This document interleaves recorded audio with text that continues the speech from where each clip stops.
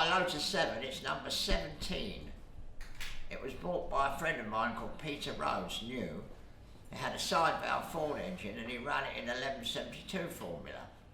He decided that it was, by then, not competitive, and he was an engineer, so he decided to build his own car. He took the engine out, sold it to another mate of mine and put an MGA engine in it, which was completely wrong really, because it was far too heavy. But it used to go very well, it used to fly up the road. Anyway, I got to hear about the fact the car still existed. I managed to find it and I managed to buy it. But it had been laying in the front garden of this place with a cover over it for years. So the chassis, the bottom chassis rails were rusty, and the body was not very good, and it had a fiberglass front because obviously it had an accident. In fact, it had a big accident. Someone went into the side of it, and I think the young lady was hurt in the car. I bought the car and we completely rebuilt it. But prior to this, I had a Lotus 11, and when I was racing a Lotus 11, everything I saw that was Lotus 11, like the alley calipers, Climax engines, the Dutton back axle, I collected all the bits. So when we rebuilt this, I thought, well, I don't want an MGA engine, and I certainly don't want a side valve Ford engine, so we might as well build what I want, which was like the really good ones they made, which were called Super 7s. And one of them was owned by a man called Jack Richards, who I actually knew a little bit because I bought his Bugatti off him for a customer of mine. Anyway, we decided to build a replica of Jack Richards' car, as we actually had a load of pictures of it. So that's it. We fitted a Climax engine, the Dutton back axle, proper discs, alley calipers, all the bits. I put a roll cage on it because I thought it'd be quite nice to go and do hill climbs and stuff like that. And really my thought was to go to France, because in the south of France they have quite a few hill climbs, and I've got some friends down there, and I thought it'd be quite nice to leave it with them and try and do a few nice meters in the sunshine. But of course that has never happened, and next thing you know, we got this Corolla nonsense, so I thought we'd get it to bits. But what happened was, I took it to Brands Hatch, I drove it round Brands Hatch, and when we did it, we made the prop shaft ourselves. We just shortened down a A35 one or whatever it was, and it's terribly out of balance. So we're going to take the engine out, do the prop shaft, and it also jumps out of third gear. So there's a few things that need perfecting really, so that's what we're on. When I drove it on the track day at Brands Hatch, going down the straight, the prop shaft was vibrating so much, in the end I was lifting off because I thought it was going to come through the tunnel any minute, it was so bad. I never went over 5,000 revs, and it's got a 4.9 back axle, so, you know, my Lotus 11 used to pull 8,000 revs, so, you know, and this is a very good engine. So we'll have to see what is actually wrong, whether it is just the prop shaft needs balancing or whether there is a problem somewhere. And we're just about now to take the engine out.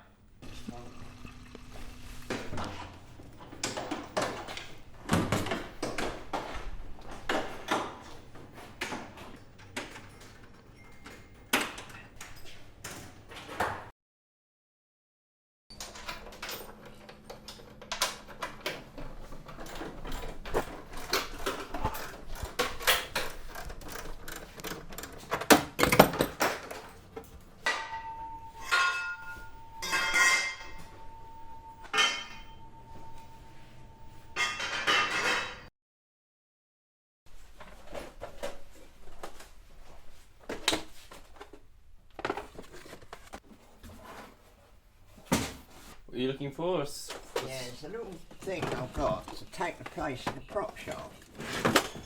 And what it is, normally it's in the special tools, but I've looked everywhere. I can't see it. It's got to be here somewhere. But what happens is, when you lift the engine out, the oil runs out the back of the gearbox and makes a mess everywhere. So this thing that I've got is an old prop shaft here. And what you do, you poke it in the hole and it stops it leaking everywhere. But if you're going to do what we do, you need all this old junk.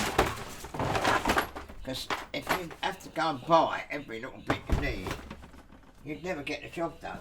Not only would you never get the job done, it would cost a fortune. So all this stuff that we've collected over the years, you know, there's masses of it, has been fantastically useful.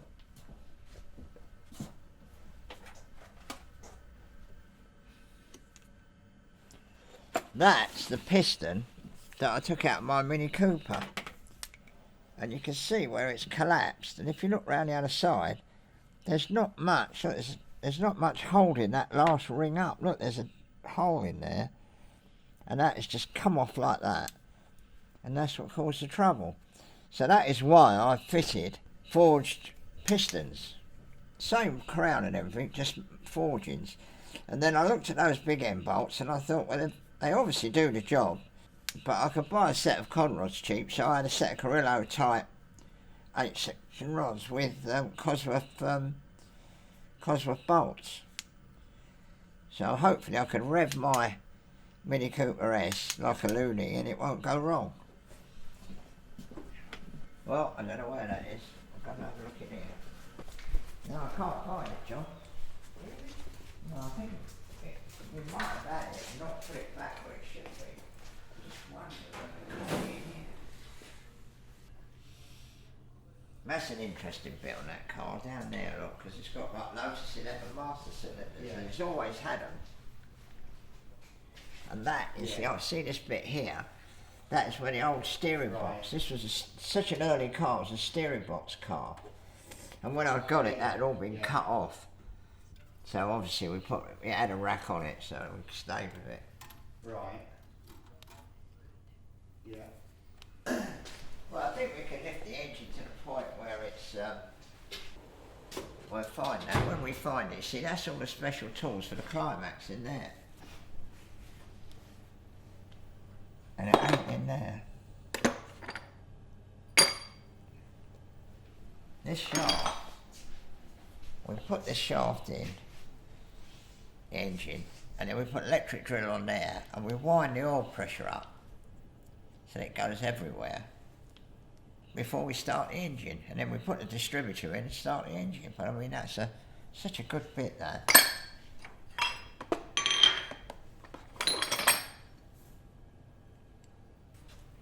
Yeah, you see, that is the oil pump shaft.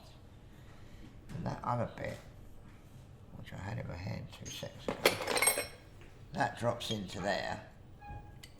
You put an electric drill on there, and that winds the oil pump up and gets oil pressure up.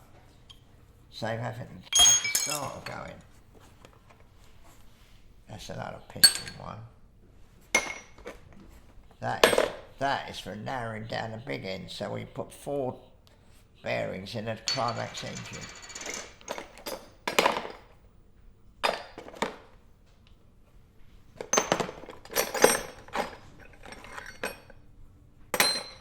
Well, all very clever, but we ain't got what we want. That's going to be one of those things that we're doing something, we go, oh, there it is. If you lift that up, I'll pull it forward. That's it. That's it, isn't it?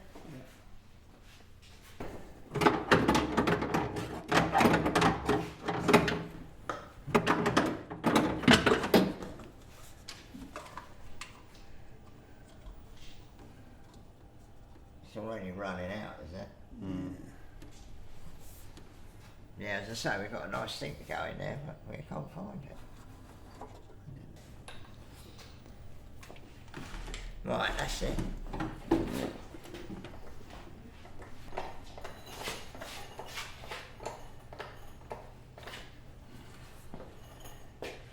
Millimetre critical or what?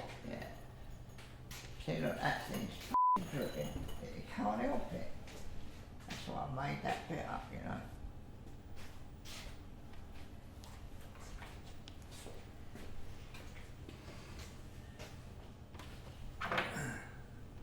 So at least we ain't lost a litre in there. No, which is what we would have done. What other sort of road cars of this era can compete with the Lotus? Oh, well, they made other little cars. There was a Turner and something else. There was a few things, but the Lotus was the best thing. But then by the time my mate got it, in 1957 in Bournemouth, the time he started racing it, it would have been 58. And by then, all the little 750 blokes had built their own cars, using the thoughts of a lot of this. And it wasn't competitive. So he made his own car, I forget what you call it now, but I've got an article about it somewhere, so I'll get it out and read it. I'll be able to give you the names and everything. He was a good bloke, Peter Rhodes. He was a clever, proper person. Yeah, well, we've got the prop shaft out. And looking at it, it looks perfect. But obviously, we altered it here. And we welded it up. And as you can see, it's a really good weld, a proper job. But we couldn't balance it, obviously. So that is the next thing. We'll send it off to Rico Prop and get them to balance it. And I think that might cure the problem.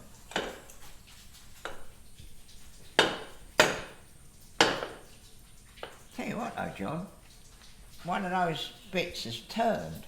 Has it? Yeah. Now whether that's got to do with the fact it was vibrating, but look, you can see that they haven't moved. But you can see that's the sort of thing you see on a prop shaft that's sort of got something wrong with it. But I mean, it feels lovely. But it might be the fact that it was shaking so badly, it's put a lot of strain on that, causing it to turn.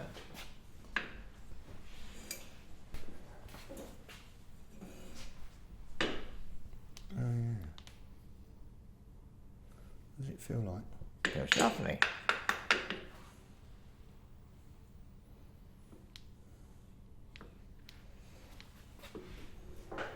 When you hold that in the lathe, we might be able to manually turn it. Yeah. But I mean, for an old bit of tube, I don't think that's too bad. Yeah, what I'm doing, just putting all the needles back in to see if there's any one missing. See, there's a bit of a mark in there.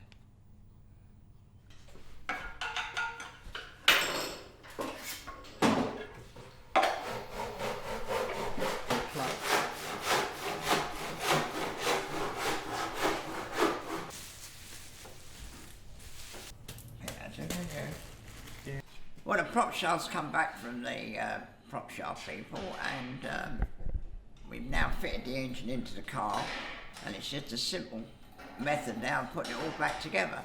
So hopefully by the end of the day we should be starting it up. So let's see what happens.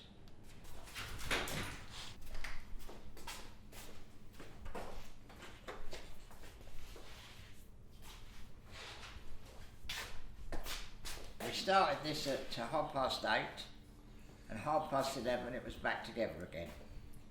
So what a smashing little car to work on. So now we've got a new prop shaft. I've sorted out the gearbox so that it goes into gear better, so I think it won't jump out now because all the gears were new. And we did a leak down on the engine and various things, and it was all lovely. So this is it now. We're going to give it a start up to see how difficult it all is. So we switch it on.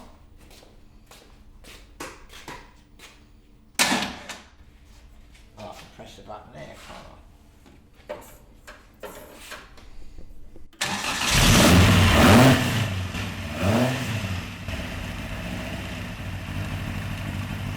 That wasn't faking.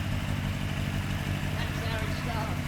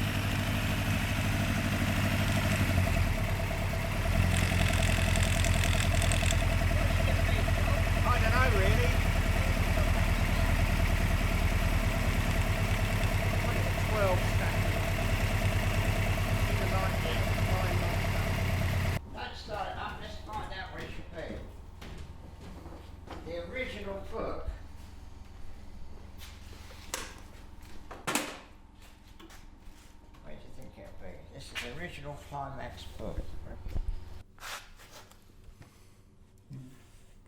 2 to 3 degrees before top to centre.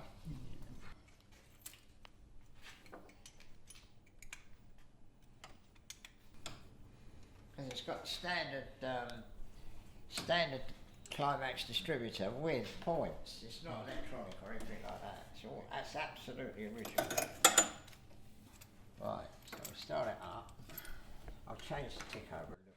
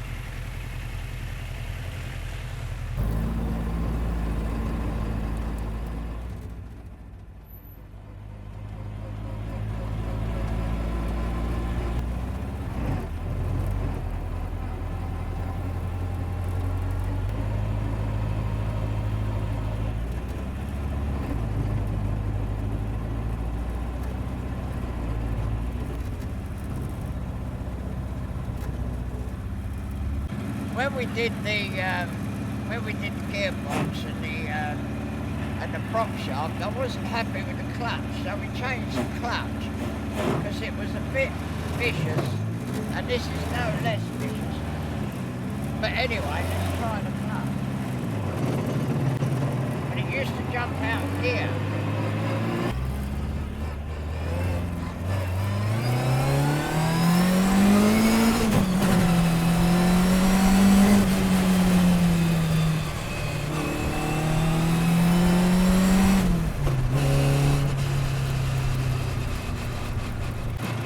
Saying they don't like this gearbox because you have to move the gear lever too far.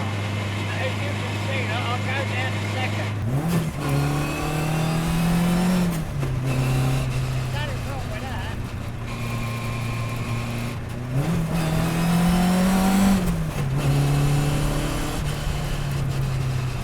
Fantastic brake.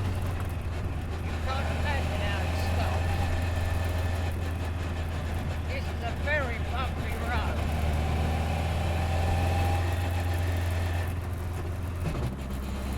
But it will just go along in top.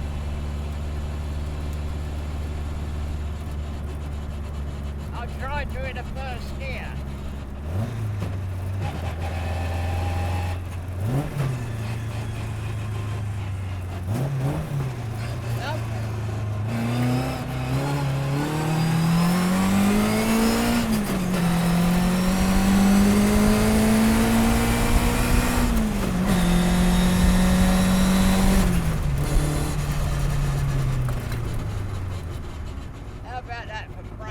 Wasn't locking the wheels up or nothing. I like that first gear though.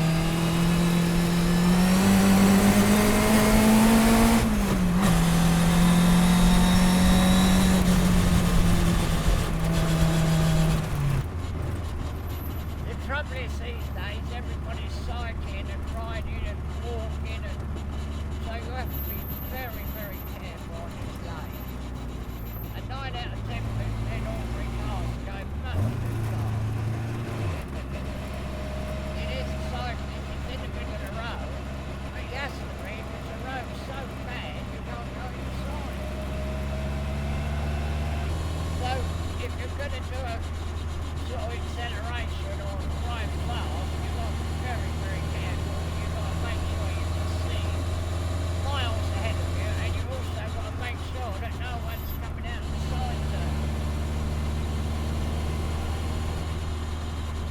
But it doesn't jump out of gear now.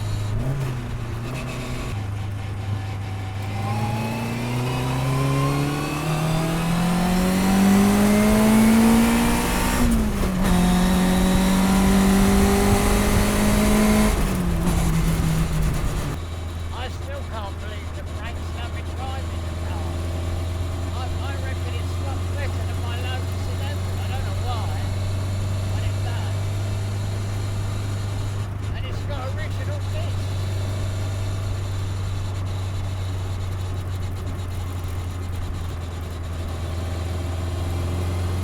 Can't beat the sound of weapons.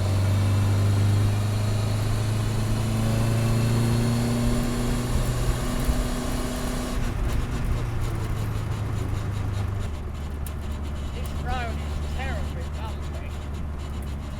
Poor bloke on the bike, look, he's not going to the middle of the road.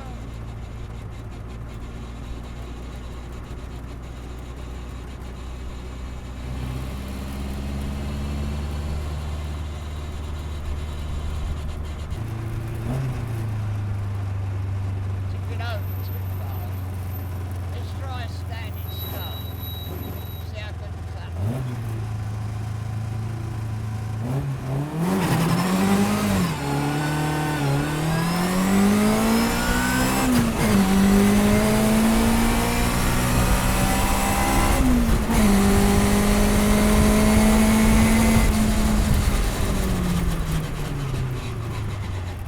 It's just like in the London sponge rubber.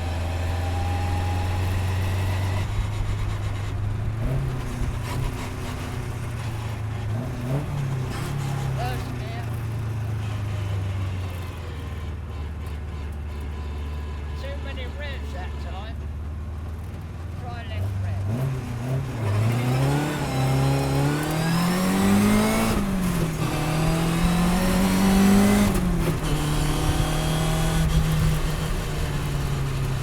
Spins his wheels so easily. Too many revs are almost slow to tick over.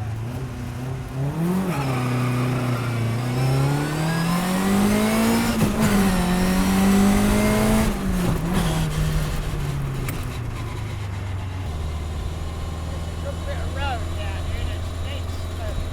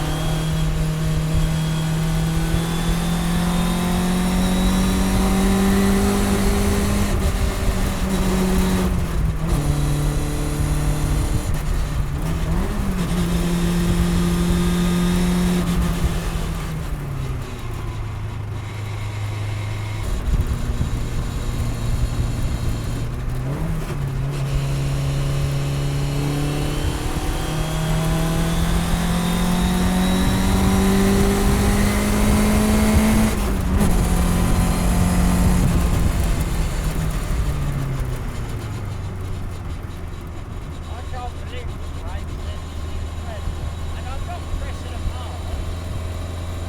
God knows what they're doing here. Got to the point where I'm only blocking up.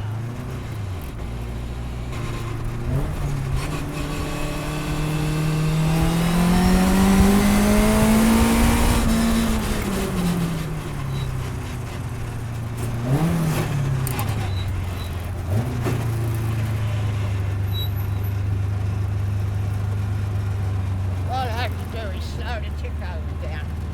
It's ticking over far too fast and I can't change gear nicely because obviously the revs are not dropping to nothing. But nevertheless, I think that gives anybody a good idea what a Lotus 7. 1957 they made the first one of these.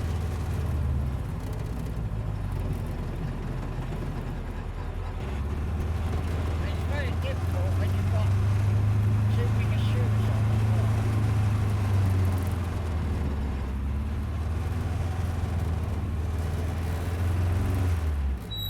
Tell you what, John, this is a different car. Really? Oh, it's unbelievable. The gearbox is fantastic. Yeah. And the prop shaft, you wouldn't know it's got one. Yeah. And f***ing hell, it's an half go. That's all good news, isn't it? I tell you, if it was going like that at Brands Hatch, it would have been fantastic. Yeah. Oh, good. So I'd be interested to see what that's like.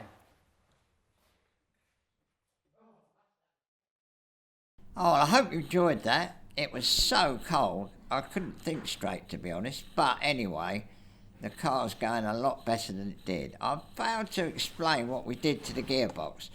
What it is, the gearbox has got A30 selectors with that long gear lever. And what happened was, when I put it together, I didn't do it carefully enough, and the dents in the selector shafts where the ball drops in to hold it in gear were in the wrong position. So all I did was I moved all the selector holes or dents in the shaft to make sure the gears went right in. And as you saw, the gearbox works beautifully. So I'm knocked out with that car, and we could probably do a video of the car just going round it, because you could talk about it for an hour. And hopefully, when life gets back to normal, we'll have a really good video of perhaps going around Brands or Mallory or somewhere like that, and I can talk you around and we'll really give it some revs, you know. Because I used to take my Lotus 11 to 8. I was only taking it to probably 5 then, because obviously on the road you've got to be a bit sensible. Hope you subscribe. See you again.